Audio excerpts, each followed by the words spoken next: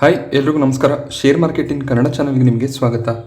April 12ರ market ಅಪ್ಡೇಟ್ನ ನೋಡೋದಾದರೆ ಮಾರ್ಕೆಟಲ್ಲಿ ಇವತ್ತು ಕೂಡ ನಮಗೆ ಡೌನ್ ಸೈಡ್ ಕಂಟಿನ್ಯೂ ಆಗ್ತಿರೋದು ಕಾಣಿಸ್ತಿದೆ. ಸೆನ್ಸೆಕ್ಸ್ನಲ್ಲಿ 388 ಪಾಯಿಂಟ್ಗಳ ಡೌನ್ ಸೈಡ್ ಕಾಣಿಸ್ತಿದೆ. ಹಾಗೆ ನಿಫ್ಟಿ ಕೂಡ ಅಷ್ಟೇ 145 ಪಾಯಿಂಟ್ ಡೌನ್ ಸೈಡಲ್ಲಿ ಕ್ಲೋಸಿಂಗನ್ನು ಕೊಟ್ಟಿದೆ. ನಿಫ್ಟಿ ನಮಗೆ ಈಗ 17,530ರಲ್ಲಿ ಕ್ಲೋಸ್ ಆಗ್ತಿರೋದು ಕಾಣಿಸ್ತಿದೆ. ನಿಫ್ಟಿಗೆ 17,500 ಒಂದು ಕ್ರೂಷಿಯಲ್ ಸಪೋರ್ಟ್ ಆಗಿರುತ್ತೆ. ಮಧ್ಯಾಹ್ನದ ಸೆಷನ್ನಲ್ಲಿ ನಿಫ್ಟಿ 17,500ರ ಕೆಳಗಡೆ ಹೋಗಿತ್ತು, ಮತ್ತೆ ಆ ಒಂದು ಸಪೋರ್ಟ್ನಿಂದ ಬೌನ್ಸ್ ಬ್ಯಾಕ್ ಆಗಿದೆ. ಹಾಗೆ ಬ್ಯಾಂಕ್ ನಿಫ್ಟಿಯಲ್ಲಿ ನಾವು ಗಮನಿಸಿದಾಗ ಒಳ್ಳೆಯ ಒಂದು ಪಾಸಿಟಿವ್ ಮೊಮೆಂಟಮ್ ಕಾಣಿಸ್ತಿದೆ. ಸೊ ಬ್ಯಾಂಕಿಂಗ್ ಸೆಕ್ಟರ್ನ ಸ್ಟಾಕ್ಗಳಲ್ಲಿ ಪಾಸಿಟಿವ್ ಮೊಮೆಂಟಮ್ ಕಂಟಿನ್ಯೂ ಆಗ್ತಿದೆ. ಸೊ ಬ್ಯಾಂಕ್ ನಿಫ್ಟಿಯಲ್ಲಿ 133 ಪಾಯಿಂಟ್ಗಳ ಅಪ್ಸೈಡ್ ನಮಗೆ ನೋಡೋದಕ್ಕೆ ಸಿಗ್ತಾ ಇದೆ. ಹಾಗೆ ಸೆನ್ಸೆಕ್ಸ್ನ 30 ಷೇರುಗಳನ್ನು ಗಮನಿಸಿದಾಗ ಬ್ಯಾಂಕಿಂಗ್ ಸೆಕ್ಟರ್ನ ಸ್ಟಾಕ್ಗಳು ಒಳ್ಳೆಯ ಒಂದು ಪರ್ಫಾರ್ಮೆನ್ಸ್ ಅನ್ನು ಕೊಟ್ಟಿದ್ದಾವೆ. Axis bank, Kotak Mahindra bank ಹಾಗೆ ICICI ಬ್ಯಾಂಕ್ ಇವತ್ತು ಟಾಪ್ ಗೇನರ್ ಆಗಿ ನಮಗೆ ಕಾಣಿಸ್ತಿದ್ದಾವೆ. HDFC ಬ್ಯಾಂಕಲ್ಲಿ ಒಂದು ಫ್ಲಾಟ್ ಕ್ಲೋಸಿಂಗ್ ನೋಡೋದಕ್ಕೆ ಸಿಗ್ತಾ ಇದೆ. ಹಾಗೆ ಟಾಪ್ ಲೂಸರ್ಸ್ ನಾವು ಗಮನಿಸಿದಾಗ ಟಾಟಾ ಸ್ಟೀಲ್ ಇವತ್ತು 2.6% ಡೌನ್ ಸೈಡಲ್ಲಿ ಕ್ಲೋಸಿಂಗನ್ನು ಕೊಟ್ಟಿದೆ. ಹಾಗೆ IT ಸೆಕ್ಟರ್ನ ಸ್ಟಾಕ್ಗಳಲ್ಲಿ ನಮಗೆ ಕಂಟಿನ್ಯೂಸ್ ಡೌನ್ ಸೈಡ್ ಕಾಣಿಸ್ತಾ ಇದೆ. ಕೇವಲ ಇವತ್ತು TCS ಒಂದು ಒಳ್ಳೆ ಓಪನಿಂಗನ್ನು ಪಡ್ಕೊಂಡಿತ್ತು, ಬಟ್ ಮಧ್ಯಾಹ್ನ ಕ್ಲೋಸ್ ಆಗ್ತಾ ಅದು ಕೂಡ ಒಂದು ಫ್ಲಾಟ್ ಕ್ಲೋಸಿಂಗನ್ನು ಕೊಟ್ಟಿದೆ. ಮಾರ್ಕೆಟ್ನ ಈ ಒಂದು ಡೌನ್ ಸೈಡ್ಗೆ ಮೇಜರ್ ರೀಸನ್ ನಾವು ಗಮನಿಸಿದಾಗ ಗ್ಲೋಬಲ್ ಮಾರ್ಕೆಟ್ನ ಎಲ್ಲ ಸ್ಟಾಕ್ಗಳು ಕೂಡ ಡೌನ್ ಸೈಡಲ್ಲಿ ಟ್ರೇಡ್ ಆಗ್ತಿದ್ದಾವೆ. ಅಷ್ಟೇ ಅಲ್ಲದೆ ಇವತ್ತು ನಮಗೆ US ಇನ್ಫ್ಲೇಷನ್ ನಂಬರ್ ಬರುತ್ತೆ. ಅಂದರೆ US ಹಣದುಬ್ಬರ ಎಷ್ಟು ಜಾಸ್ತಿ ಆಗಿದೆ ಅದರ ಡೇಟಾ ನಮಗೆ ಇವತ್ತು ನೋಡೋದಕ್ಕೆ ಸಿಗುತ್ತೆ.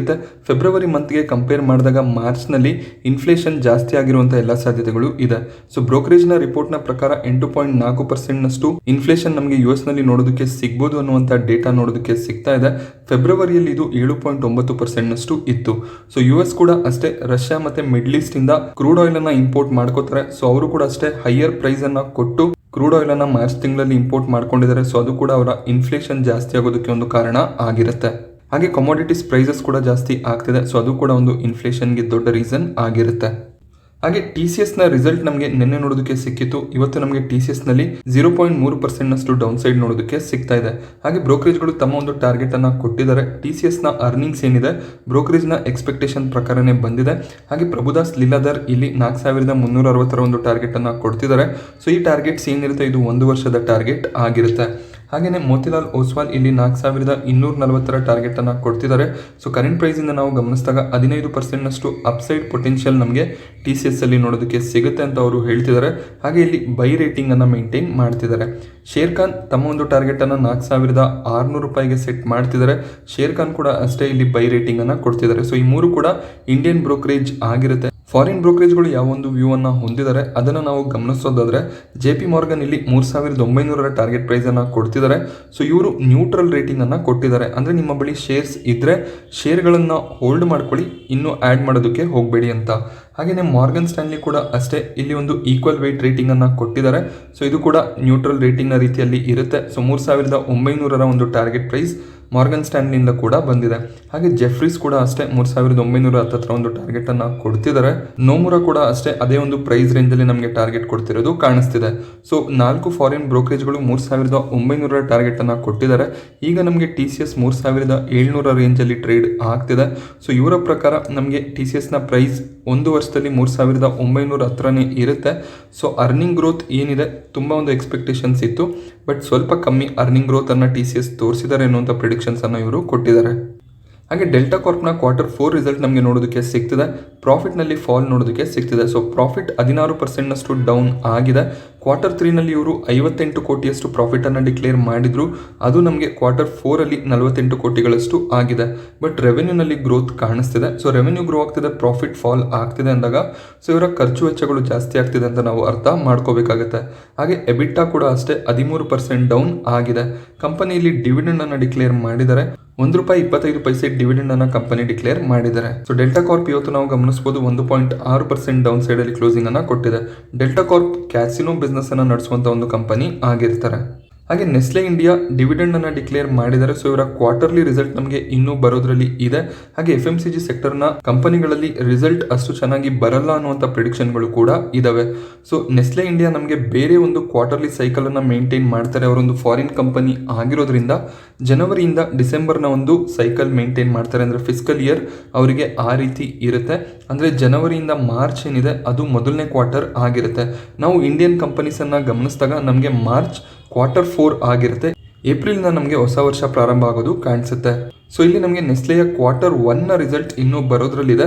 ಅಂದರೆ ಜನವರಿಯಿಂದ ಮಾರ್ಚ್ ಪೀರಿಯಡ್ ಏನಿದೆ ಆ ಒಂದು ರಿಸಲ್ಟ್ ನಮಗೆ ಮುಂದಿನ ದಿನಗಳಲ್ಲಿ ನೋಡೋದಕ್ಕೆ ಸಿಗುತ್ತೆ. ಆಲ್ರೆಡಿ ಇಲ್ಲಿ ಇವರು ಡಿವಿಡೆಂಡನ್ನು ಡಿಕ್ಲೇರ್ ಮಾಡಿದ್ದಾರೆ. ಪ್ರತಿ ಶೇರ್ಗೆ 25 ರೂಪಾಯಿ ಡಿವಿಡೆಂಡನ್ನು ಡಿಕ್ಲೇರ್ ಮಾಡಿದ್ದಾರೆ. ಹಾಗೆ ಇದಕ್ಕೆ ರೆಕಾರ್ಡ್ ಡೇಟನ್ನು ಕೂಡ ಅವರು ಸೆಟ್ ಮಾಡಿದ್ದಾರೆ. ಏಪ್ರಿಲ್ 22 ಇದಕ್ಕೆ ರೆಕಾರ್ಡ್ ಡೇಟ್ ಆಗಿರುತ್ತೆ. ಹಾಗೆ ಮೇ 6ಕ್ಕೆ ಡಿವಿಡೆಂಡ್ ನಿಮ್ಮ ಅಕೌಂಟಲ್ಲಿ ಕ್ರೆಡಿಟ್ ಆಗುತ್ತೆ. ನೆಸ್ಲೆ ಶೇರ್ ಪ್ರೈಸನ್ನು ನಾವು ಗಮನಿಸಿದಾಗ ಇವತ್ತು ನಮಗೆ ಫ್ಲಾಟ್ ಕ್ಲೋಸಿಂಗ್ ನೋಡೋದಕ್ಕೆ ಸಿಗ್ತಿದೆ. 18,430ರಲ್ಲಿ ಟ್ರೇಡ್ ಆಗ್ತಿರುವಂತಹ ನೆಸ್ಲೆ ಕೇವಲ 25 ರೂಪಾಯಿಯ ಡಿವಿಡೆಂಡನ್ನು ಡಿಕ್ಲೇರ್ ಮಾಡ್ತಿದ್ದಾರೆ. TCS ನಮಗೆ 4,000 ರೂಪಾಯಿ ಹತ್ರ ಟ್ರೇಡ್ ಆಗ್ತಿರುವಂಥ ಒಂದು ಸ್ಟಾಕ್ಸ್, ಅವರು 22 ರೂಪಾಯಿಯ ಡಿವಿಡೆಂಡನ್ನು ಡಿಕ್ಲೇರ್ ಮಾಡಿದ್ದಾರೆ. ನೆಸ್ಲೆ ಒಂದು ಒಳ್ಳೆ ಎಕ್ಸ್ಪೆಕ್ಟೇಷನ್ ಇರುತ್ತೆ, ಒಳ್ಳೆ ಒಂದು ಡಿವಿಡೆಂಡನ್ನು ಡಿಕ್ಲೇರ್ ಮಾಡ್ಬೋದು ಅಂತ. ಬಟ್ ಅವರ ಪ್ರಾಫಿಟಬಿಲಿಟಿಯನ್ನು ಕೂಡ ನಾವು ನೋಡಬೇಕಾಗುತ್ತೆ. ಸೊ ಎಷ್ಟು ಪ್ರಾಫಿಟನ್ನು ಅವರು ಡಿಕ್ಲೇರ್ ಮಾಡ್ತಾರೆ ಅದರ ಬೇಸಿಸ್ ಮೇಲೆ ಅವರು ಡಿವಿಡೆಂಡನ್ನು ಕೂಡ ಡಿಕ್ಲೇರ್ ಮಾಡ್ತಿರ್ತಾರೆ. ಹಾಗೆ ಮದರ್ಸನ್ ಗ್ರೂಪಲ್ಲಿ ನಮಗೆ ಅಕ್ವಿಸಿಷನ್ನ ನ್ಯೂಸ್ ನೋಡೋದಕ್ಕೆ ಸಿಗ್ತಿದೆ. Italian auto part maker company ಮರೇಲಿಯನ್ನು ಇವರು ಅಕ್ವೈರ್ ಮಾಡ್ಕೋತಾರೆ ಅನ್ನುವಂಥ ನ್ಯೂಸ್ ಇದೆ. ಬಟ್ ಇಲ್ಲಿ ಮದರ್ಸನ್ ಸುಮಿಯಿಂದ ಅಥವಾ ಮರೇಲಿಯಿಂದ ಯಾವುದೇ ಒಂದು ನಮಗೆ ರಿಪೋರ್ಟ್ ನೋಡೋದಕ್ಕೆ ಸಿಗ್ತಿಲ್ಲ.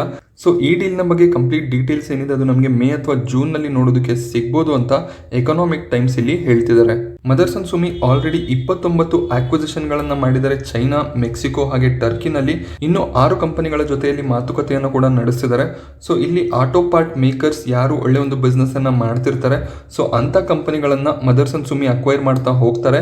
ಸೊ ಆಟೋ ಪಾರ್ಟ್ ಅಲ್ಲಿ ನಮಗೆ ಮುಂಬರುವ ದಿನಗಳಲ್ಲಿ ಒಳ್ಳೆ ಒಂದು ಡಿಮ್ಯಾಂಡ್ ಕಾಣಿಸುತ್ತೆ. ಏನಕ್ಕೆಂದ್ರೆ ಎಲೆಕ್ಟ್ರಿಕ್ ವೆಹಿಕಲ್ಸ್ಗಳು ಬರ್ತಾ ಹೋದಾಗ ಹೆಚ್ಚೆಚ್ಚು ವೆಹಿಕಲ್ ಮ್ಯಾನುಫ್ಯಾಕ್ಚರಿಂಗ್ ಆಗುತ್ತೆ, ಸೇಲ್ ಕೂಡ ಹೆಚ್ಚಾಗುತ್ತೆ. ಸೊ ಅಂತ ಒಂದು ಸಮಯದಲ್ಲಿ ಮದರ್ಸನ್ ಸುಮಿಗೆ ಅದು ಅಡ್ವಾಂಟೇಜ್ ಆಗುತ್ತೆ. ಕರೆಂಟ್ ಪ್ರೈಸ್ ನಾವು ಗಮನಿಸಿದಾಗ ಇವತ್ತು ಕೂಡ 3.5% ಡೌನ್ ಸೈಡ್ ನಮಗೆ ಮದರ್ಸನ್ ಸುಮಿಯಲ್ಲಿ ನೋಡೋದಕ್ಕೆ ಸಿಗ್ತಿದೆ. ಬಟ್ ಇದೊಂದು ಲಾಂಗ್ ಟರ್ಮ್ ಸ್ಟಾಕ್ ಆಗಿರುತ್ತೆ. ಒಳ್ಳೊಳ್ಳೆ ಕ್ಲೈಂಟ್ ಇರುವಂತಹ ಕಂಪನಿ ಮದರ್ಸನ್ ಸುಮಿ. ಬೆನ್ಸ್, ಆಡಿ ಎಲ್ಲ ಇವರ ಒಂದು ಕ್ಲೈಂಟ್ಸ್ ಆಗಿರ್ತಾರೆ. ಅರಿಯೋಮ್ ಪೈಪ್ ನಾಳೆ ನಮಗೆ ಮಾರ್ಕೆಟಲ್ಲಿ ಲಿಸ್ಟ್ ಆಗುತ್ತೆ. ಸೊ ಒಳ್ಳೆ ಒಂದು ಲಿಸ್ಟಿಂಗ್ನ ಎಕ್ಸ್ಪೆಕ್ಟೇಷನ್ ಕೂಡ ಇದೆ. ಗ್ರೇ ಮಾರ್ಕೆಟ್ ಪ್ರೀಮಿಯಂ ನಾವು ಗಮನಿಸಿದಾಗ 16 ರೂಪಾಯಿ ಪ್ರತಿ ಶೇರಿಗೆ ಗ್ರೇ ಮಾರ್ಕೆಟ್ ಪ್ರೀಮಿಯಂ ಕಾಣಿಸ್ತಿದೆ. ಇವರು ಫಿಕ್ಸ್ ಮಾಡಿರುವಂತಹ ಪ್ರೈಸ್ 153 ರೂಪಾಯಿ. ಸೊ 170 ರೂಪಾಯಿಂದ 180 ರೂಪಾಯಿ ಒಳಗಡೆ ಶೇರ್ ಲಿಸ್ಟ್ ಆಗುವಂಥ ಸಾಧ್ಯತೆಗಳು ಇರುತ್ತೆ. ಸೊ ನಮಗೆ 12ರಿಂದ 15% ಲಿಸ್ಟಿಂಗ್ ಗೇನ್ ಸಿಗುವಂಥ ಸಾಧ್ಯತೆ ಇರುತ್ತೆ ಓಪನಿಂಗಲ್ಲಿ. ಸೊ ಹೋಲ್ಡ್ ಮಾಡಿ ನೋಡ್ಬೋದು ಸೊ ಮಾರ್ಕೆಟ್ ಯಾವ ರೀತಿ ಟ್ರೇಡ್ ಆಗ್ತಿದೆ ಅಂತ. ಸೊ ಅದರ ಬೇಸಿಸ್ ಮೇಲೆ ಪ್ರಾಫಿಟ್ ಬುಕಿಂಗ್ನ ಬಗ್ಗೆ ಕೂಡ ಯೋಚನೆ ಮಾಡ್ಬೋದಾಗುತ್ತೆ. ಲಾಂಗ್ ಟರ್ಮ್ಗೂ ಒಂದು ಒಳ್ಳೆ ಸ್ಟಾಕ್ ಆಗಿರುತ್ತೆ. ಇವರ ಕಾಂಪಿಟೇಟರ್ APL ಅಪೋಲೋ ಟ್ಯೂಬ್ಗೆ ಕಂಪೇರ್ ಮಾಡಿದಾಗ ಒಳ್ಳೆ ಒಂದು ವ್ಯಾಲ್ಯೂಯೇಷನ್ ಒಂದಿಗೆ ಕಂಪನಿ ಬರ್ತಿದ್ದಾರೆ. ಮ್ಯೂಚುವಲ್ ಫಂಡ್ಗಳು 1,000 ಕೋಟಿ ಅಮೌಂಟನ್ನು ಕೇವಲ 10 ಸ್ಟಾಕ್ಗಳಲ್ಲಿ ಇನ್ವೆಸ್ಟ್ ಮಾಡ್ತಿರೋದು ಕಾಣಿಸ್ತಿದೆ. ಯಾವುದು ಆ ಸ್ಟಾಕ್ ಅಂತ ನಾವು ಗಮನಿಸಿದಾಗ ಮೊದಲನೇದಾಗಿ Kotak Mahindra bank, ICICI bank, HDFC limited, ONGCಯಲ್ಲೂ ಕೂಡ ಇನ್ವೆಸ್ಟ್ಮೆಂಟ್ ನೋಡೋದಕ್ಕೆ ಸಿಗ್ತಾ ಇದೆ. ಹಾಗೆಯೇ ರಿಲಯನ್ಸ್ ಇಂಡಸ್ಟ್ರೀಸ್, ಗೈಲ್ ಹಾಗೆ ಅಲ್ಟ್ರಾಟೆಕ್ ಸಿಮೆಂಟಲ್ಲೂ ಕೂಡ ಇನ್ವೆಸ್ಟ್ಮೆಂಟನ್ನು ಮಾಡಿದ್ದಾರೆ. ಅಂಬುಜಾ ಸಿಮೆಂಟಲ್ಲೂ ಕೂಡ ಮ್ಯೂಚುವಲ್ ಫಂಡ್ನ ಕಡೆಯಿಂದ ಒಳ್ಳೆ ಒಂದು ಇನ್ವೆಸ್ಟ್ಮೆಂಟ್ ನಮಗೆ ನೋಡೋದಕ್ಕೆ ಸಿಗ್ತಿದೆ.